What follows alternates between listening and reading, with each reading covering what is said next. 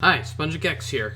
Well, it's been over half a year since we last saw Sonic the Hedgehog as he explored through the Shatterverse to find his friends, but Netflix finally released another set of 8 episodes for Sonic Prime. I really loved the first set of episodes for Sonic Prime. I even considered it the best Sonic animated series, and I was really hyped for the next set of episodes. And while it wasn't bad, I would be lying if I didn't say I thought it was a bit underwhelming. With this current batch of episodes, and many of the episodes just felt too familiar to each other and relied too much on Sonic revisiting the same worlds and characters from the first 8 episodes, and I was really hoping it would have given us more new and unexplored stuff to witness, and most of the episodes 9 through 16 rely on Sonic backtracking to the 3 previous variants of Green Hill Zone, only for his new allies to feel like Sonic abandoned them due to his abrupt exits from their worlds from the previous 8 episodes. So, I don't know, it just felt very repetitive this season, and I was really hoping episodes 9 through 16 would move past those settings and open doors to more worlds and character variants, and instead we just get so many episodes wasted on characters having trust issues with Sonic, and the action scenes were still good, but the big climatic battles were rather underwhelming or just too plain silly. Episode 9 was arguably the best episode, where Shadow and Sonic fight through the void of the Shatterverse. Shadow is outraged at Sonic for destroying Green Hill Zone.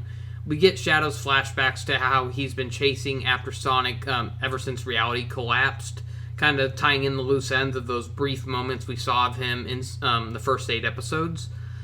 Shadow loses his Chaos Emerald to a yet-to-be-seen dimension shrouded in darkness, so it seems kind of like foreshadowing for a place we're going to explore in Season 3, maybe? So Shadow introduces Sonic to a new zone, which is basically a ghost of Green Hill Zone, a ghost zone, I guess. And so we see like these ghostly loops of Sonic's friends constantly like repeating the same phrase over and over, causing Sonic to feel tormented that his friends are still trapped in.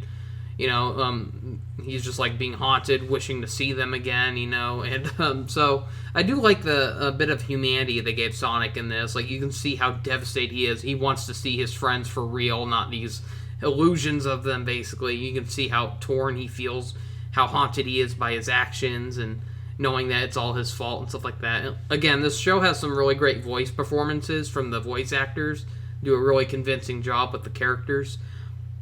Arguably one of the best voices of Shadow the Hedgehog in a long time as well. And so Shadow figures they need to get the 5 pieces of the Chaos Prism to restore Green Hill Zone and save Sonic's friends. So Shadow tries doing it himself by stealing the gear that 9 built for Sonic to help him explore and adapt to the Shatterverse. So after a long fight, Shadow reluctantly gives in and teams up with Sonic, and leaves it to him to go to the different dimensions to get the shattered prisms, bring them back, and try to restore their friends and their home. So meanwhile, Sonic revisits the previous zones to reclaim the prisms, while being forced to fight the Chaos Council, who have invaded each world.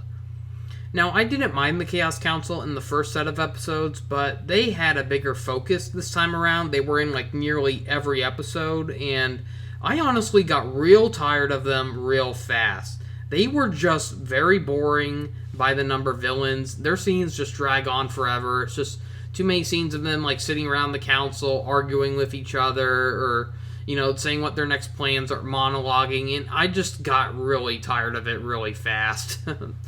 So as Sonic returns to No Place, a lot has happened in such a short amount of time. Captain Dread Knuckles is convinced that Sonic betrayed them since before he last saw him, Sonic was going for the blue prism that he was after, and he disappeared. So he's convinced that Sonic stole his precious, basically, his beauty, as he calls it. And so he convinces his own crew that Sonic abandoned them. Meanwhile, we see that Dread's crew are holding Rusty Rose prisoner. And so the Chaos Council returns to gun Dread and his crew down, and they even leave Rusty to die after she failed them too many times. This was clearly a huge mistake on the Council's part, as their betrayal leads to Dread and the crew surviving, and Rusty feels, angry that they abandoned her like that, which causes her to switch sides, and so she joins the pirate crew in their plan to try to get back at the Chaos Council. And so, admittedly, I felt Rusty's sudden change of sides felt a little too rushed. I was hoping these new episodes would have delved more into a tragic backstory for her, like maybe somehow her like finding out about what truly happened to her, like who she was before she was turned into a cyborg. And I thought it could have led to some very dramatic moments. Maybe season 3 will still have something like that, I don't know, but regardless of bad pacing, we still got some fun and wholesome scenes between both Black Rose and Rusty Rose, as Black is able to treat Rusty like a person instead of a weapon, which causes a lot of Rusty's lost humanity to start coming back. And so yeah, the two got some really wholesome scenes, just like these two Amy variants actually getting along with each other. It was kind of cute, actually. So we focus on 2 or 3 episodes of Sonic being chased by Dredd and crew, who see Sonic as an enemy now, and I admittedly did get a laugh when there's a part where Sonic looks saddened that even Catfish, the pirate version of Big the Cat, it even sees him as an enemy now, which then leads to a scene where Froggy takes hold of like a cannon gun and starts trying to fire at Sonic. I don't know, that got a laugh out of me. It just came out of nowhere, and the timing on that was pretty good. So this set of episodes didn't have as many laughs as the first season, but it still has some chuckle-worthy moments and some good facial expressions, some zany animation. So eventually Dredd gets his hands on the blue prism, which causes him to become a hypocrite and abandon his crew. And it somehow, like, having that blue sphere, or the blue prism, allows him to zap, like, allows him to fire, like, electricity out of his sword and stuff like that. And so Sonic ends up fighting and chasing Dredd, and somehow they end up back in the dystopian zone. And so we get a weird scene where Sonic tries saving Dredd from falling, despite how we saw how Dredd can glide through the air just like Knuckles. So what was the point of that? And so, like, later on in the episode, we get a point where Dredd crosses paths with Sonic again. He tries, fighting him over the blue shard again, but then the Rebel version of Knuckles ends up fighting him to cover Sonic, basically. And so Sonic reunites with Rebel Rouge and Knuckles as they fight off more Chaos Council robots. Despite Shadow's distrust in Nine, Sonic is trying to find and rescue Nine from the Chaos Council, as he was previously captured during, like, the finale of Season 1. So, they're using him to get the Chaos Prisms back, and Nine accidentally gives the Chaos Council the idea of building an evil robot clone of Sonic, which ends up being this show's discount version of Metal Sonic called Chaos Sonic. Where Metal Sonic is supposed to be a silent and deadly match for Sonic, Chaos Sonic is more of a joke Metal Sonic who never shuts up and has too much of Sonic's personality, but in a more evil form. So I didn't really care much for Chaos Sonic. Like, he had a few chuckle-worthy moments, but we just have to suffer like a whole episode of Sonic fighting a wisecracking Metal Sonic who looks like a lost character from The Mitchells vs. the Machines. Episode 16 involves Sonic rescuing Nine as they meet up with Shadow back in the Ghost Green Hill Zone, where they rely on Nine to rebuild the Prism to restore the worlds. Meanwhile, the Chaos Council conjure up a giant Eggman kaiju monster that breathes laser beams out of his mouth. Yes, it's as stupid as it sounds. Nine absorbs the Prism's power and blasts it into Sonic to give him a few power-ups, including the ability to split into ghostly copies of himself to fight off the Chaos Council.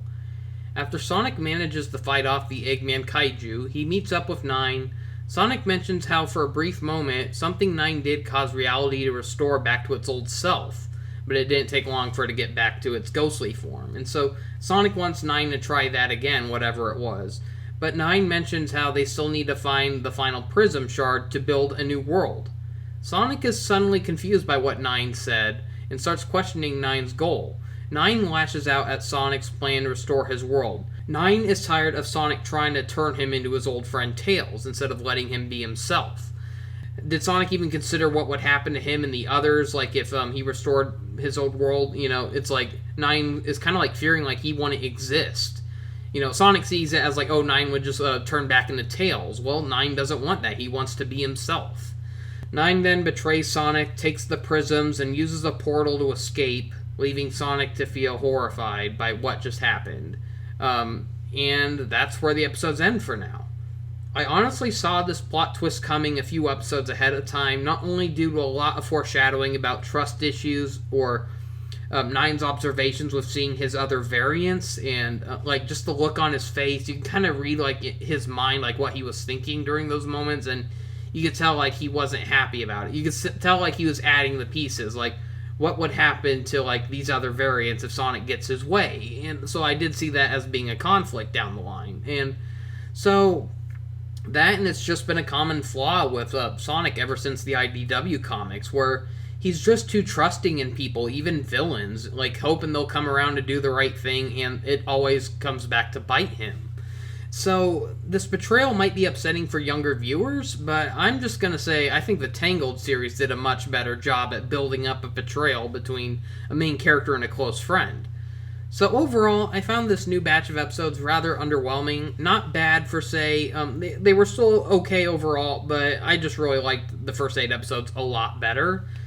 I thought it was a more fun introduction to the series, and it left me really looking forward to seeing where the show would go next. And I don't know, maybe the third set of episodes will be better. Maybe there'll be a strong comeback. I'm not sure, but I'm really hoping they introduce more worlds and characters yet to be seen.